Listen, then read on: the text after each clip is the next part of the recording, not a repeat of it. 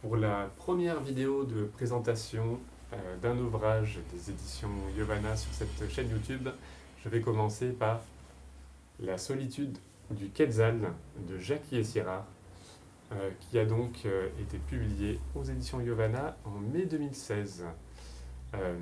J'ai souvent tendance à dire que ce livre est un petit peu le manifeste de la maison d'édition, parce qu'on y a mis un peu tous les ingrédients qui font notre pâte maintenant. C'est-à-dire que déjà au niveau du livre-objet, nous avons choisi de proposer une couverture très colorée. Nous avons proposé également un papier qui se distingue par son grain. Et je vais également vous faire découvrir l'intérieur du livre. Nous avons proposé une police que l'on appelle sans empattement. C'est-à-dire qu'il n'y a pas de petites pattes en dessous des lettres, contrairement à beaucoup d'autres maisons d'édition. Et donc, surtout au niveau du contenu, ce qui est tout de même l'essentiel, au niveau du texte, nous avons là un auteur qui a romancé son voyage au Guatemala. La première chose qu'il faut dire, c'est qu'il y a assez peu d'ouvrages qui parlent du Guatemala en littérature française contemporaine. Et ce qui nous a beaucoup plu dans la prose de Jackie Essirard, c'est que, premièrement, c'est une prose qui est très poétique. Jackie Essirard a réalisé quantité de recueils de poésie avant cet ouvrage-là. Il est également plasticien. Il a collaboré à beaucoup de livres d'artistes. Il a également collaboré à la création d'un salon du livre de la poésie en Bretagne, si je ne m'abuse. Et donc, tout au long de ce récit de voyage, il y a un grand nombre d'images très fortes, où l'on voit que l'auteur est un poète et est également un observateur très fin. Ce qu'il y a de très intéressant également dans cet ouvrage-là, c'est qu'il y a toute une réflexion autour de la thématique du voyage et du tourisme. Il s'agit du récit d'un homme qui n'est pas complètement satisfait de son voyage. Il se pose des questions, il se demande comment faire pour réussir pleinement un voyage, comment faire pour entrer dans l'âme d'un pays. Et lui, finalement, sa frustration, il va la juguler en quelque sorte, en comparant son voyage avec celui qu'a réalisé Henri Michaud un siècle auparavant. Henri Michaud, donc, qui a réalisé un voyage célèbre en Équateur et qui a raconté son expérience dans l'ouvrage Équador. Disons que Henri Michaud, en comparaison avec ce voyageur qui est Jackie Essirard, le narrateur en tout cas, a réalisé des choses très aventureuses. Il a descendu des fleuves tumultueux en pirogue, il a fait quantité de kilomètres à cheval dans la montagne, dans les Andes, et malgré tout, Henri Michaud racontait dans l'Équator que la frustration de n'être qu'un observateur, de n'être qu'une pièce rapportée dans le pays en question, en l'occurrence l'Équateur, ne l'avait jamais véritablement quitté. Et c'est vraiment finalement passionnant de se rendre compte que dans tout voyage, il faut gérer une certaine frustration. Et donc c'est de ça dont parle ce récit, dans lequel on découvre le Guatemala de manière très visuelle, très poétique également, et dans lequel on réfléchit sur la façon qu'on peut avoir de voyager. Alors, assez parlé du livre dans sa globalité, maintenant j'aimerais vous faire découvrir la prose de Jackie Essirard, en quelques pages. Guatemala Ciudad. C'était un rêve. Ce matin, place de la Constitution à Guatemala Ciudad, les touristes se déplacent en bande comme des pigeons en quête de nourriture. Tout est bon pour cliquer et remplir l'appareil photo. Le vendeur de graines dans sa cabane minuscule, les jeunes filles poussant leurs chariots de fruits devant les bassins ou les grappes d'enfants qui tournent autour d'un aveugle comme des planètes affolées. Saisis par une courte prise de conscience existentielle, ils dirigent parfois les objectifs vers leur groupe. Photographie des passagers de l'autocar au milieu des gamins mal fagotés qui jouent au ballon. Les mondes d'ici et d'ailleurs se côtoient un instant sur une même image. La visite continue. Le guide file sans se retourner.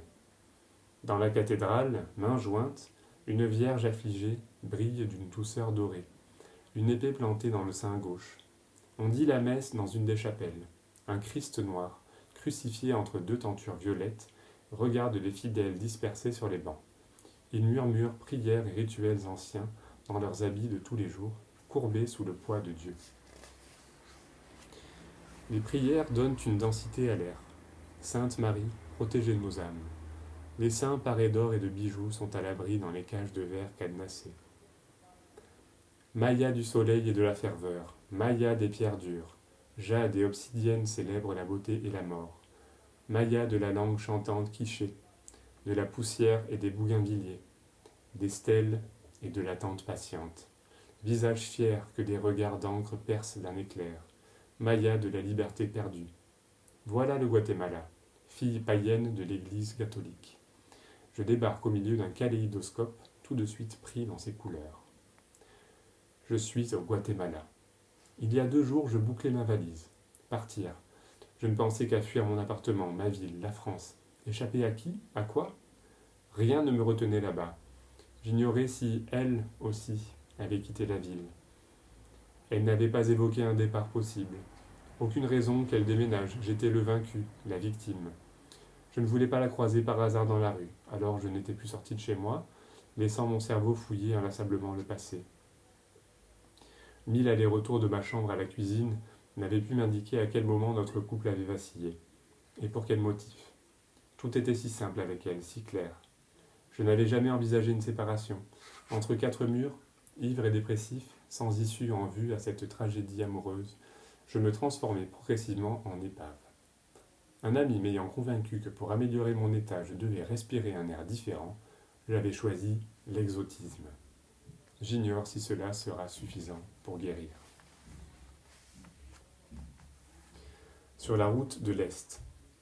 Rien de poétique sur la route qui va de Guatemala Ciudad à Puerto Barrios, la plus fréquentée du pays.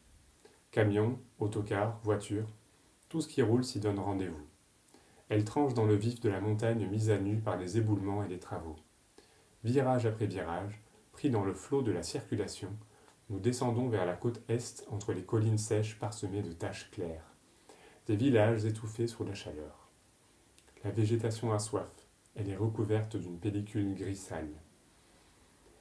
Arrêt rapide dans une station-service. Le café allongé n'a pas de goût. J'en laisse au fond du gobelet en carton. Il est tôt. La salle est bruyante. Touristes et routiers se côtoient, figures blanches, visages d'indiens. Déjà se pose la question de la bonne personne à la bonne place.